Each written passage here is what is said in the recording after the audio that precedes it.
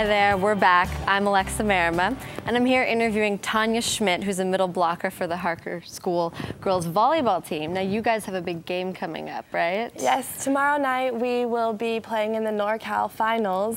So we are one of the last 4 teams to still be playing in the entire state of California for Division IV. And if we win tomorrow night, then we will be playing in the state championships on Saturday. That's awesome. Now, we already heard from Lisa that you got a scholarship to Santa Clara. What are some of your goals going into college, both on the court and off the court?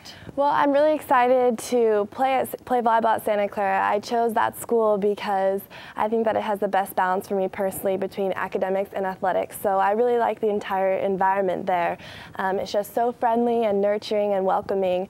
On my recruiting trips, I remember everyone being so friendly and just sharing their inside jokes with me that I just felt like I was already part of their family. So that was a big reason why I chose to go there at Santa Clara. And a lot of the girls on the Santa Clara team are actually role models for me, so I really hope to be able to be role models for other girls and other athletes as well. That's awesome. Now, I think we've got some highlights for you from your excellent play on the court. So we're going to look at some of those for a second.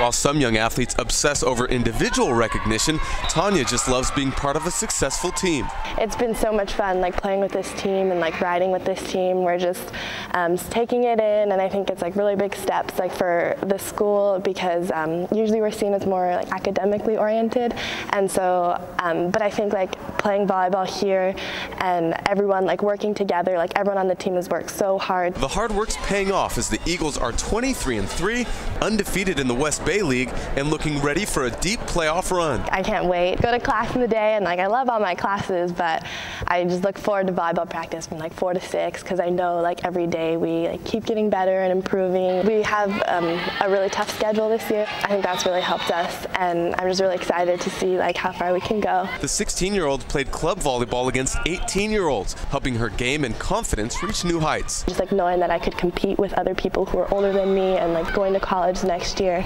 That was really exciting because you don't really realize your potential until you push yourself, and then once you get there, then you're like, oh, okay, well, I can do more.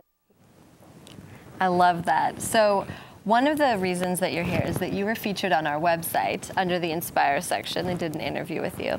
And one of the coolest things I thought that you mentioned was that you used to slouch because you were so much taller than everybody. You can't tell right now, but she's extremely tall. And so talk a little bit about that. How did playing sports and fitness kind of help you, stand up taller and grow into yourself? Yeah, well, definitely. I mean, I'm 6'3" right now, and that's really tall. It's above average height. So when I was younger, I used to slouch, and I would try to fit in with everyone else, and I hated like towering over everyone, and I didn't want to be so much taller than all my classmates. But with sports and athletics, I really came to love like who I am and like love each person for who you are. And so now I like stand tall. I'm proud. I mean, playing volleyball, like obviously it's nice and to be tall, and it's really helpful. So I think that's part of the reason why. Yeah, that's awesome. So another thing you said on the website was you were talking about competing, which is obviously our theme for this segment, and you were talking about how sports has taught you that you set your own standard. Don't worry about everybody else, that you can kind of set the standard for who you want to be, how well you want to play.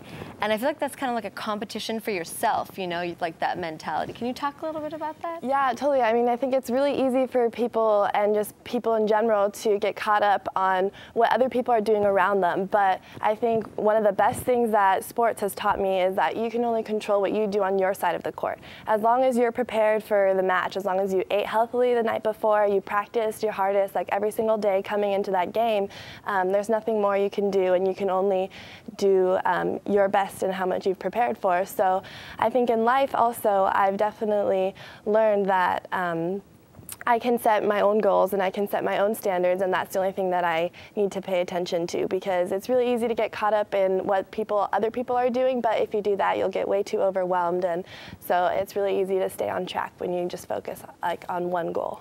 No, I definitely understand that, because that's the thing about competition. It seems like there's a very fine line.